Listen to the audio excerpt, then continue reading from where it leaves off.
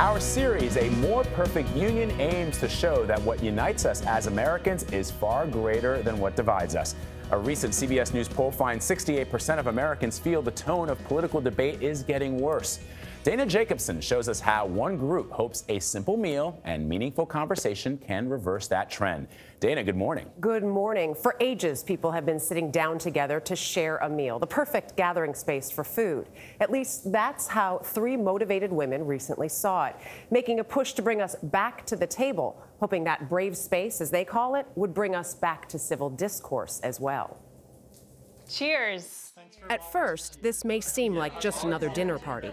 But listen closely. To those around the table, I pledge to listen deeply. There's something different here. Even though there was a language barrier, you could tell that she really cared and loved, me for who I was. This is a people's supper, where food fosters a conversation sparked by questions like this. And what could you also pick out maybe now that was lacking or missing in that picture? Answers emerge organically. In my childhood, I never got the experience of being a Black American, but all these white people wanted me to be a Black American. The only doll that kind of looked like me was an Eskimo doll.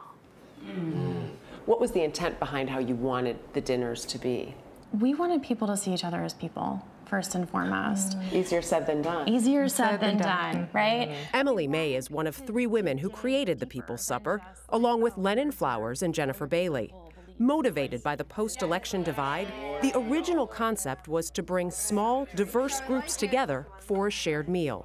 Suddenly there was this moment, whether born of having family or friends who voted differently and not knowing how to have that conversation, or actually not knowing anybody with a different kind of political orientation, there was this real desire to hear. It's clear to me that our nation is existing at a time where there's a lot of wounded people, and hurt people tend to hurt people. And yet the three of you wanted to bring them together to sort of not hurt. Why? Our goal is to change the expectation of judgment and the instinct that we have to assume the worst in somebody else. The dinners started after the inauguration with a goal of 100 dinners in 100 days. But the group has now fostered almost 250 dinners in 57 cities and towns. Each meal has a volunteer host who gets direction in leading the conversation. The biggest problem so far, finding enough political diversity, with more progressives than conservatives taking part.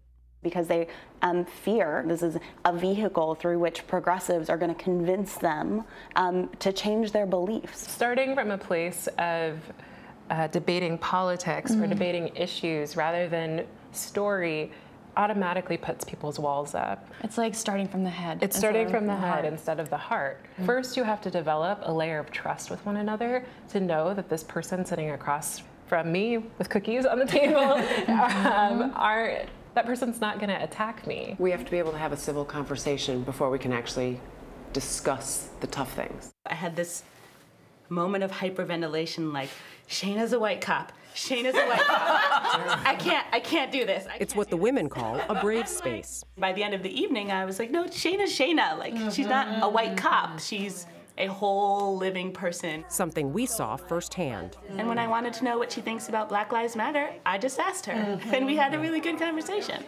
We did, I think. It makes me happy that that was shattered, at least part of it. I mean, I am a white cop. Do you think when you have some major differences that these initial conversations can also be a start? We'd like to believe the other person is kind of like the enemy or the opposite, right? Just instead of objectivizing the other person, it's like, just get to know them. And I think everything else will work itself out. The People's Supper continues to grow, recently announcing that they're going into a virtual space as well to host dinners. And the organizers told me they've heard from people in almost 400 cities and towns who want to sit down for a meal like this. And the goal now is just to keep the conversation going. It seems so simple. Sit down, have a conversation. But that's where you have to start to really hit the hard Well, things. it's interesting in the piece, I think a lot of people will feel very similarly to that woman who says it's about understanding the whole living person and not trying to convince somebody to change their mind. You don't always have to win. You can have a conversation. Listen. Yeah. Dana, thank you very much.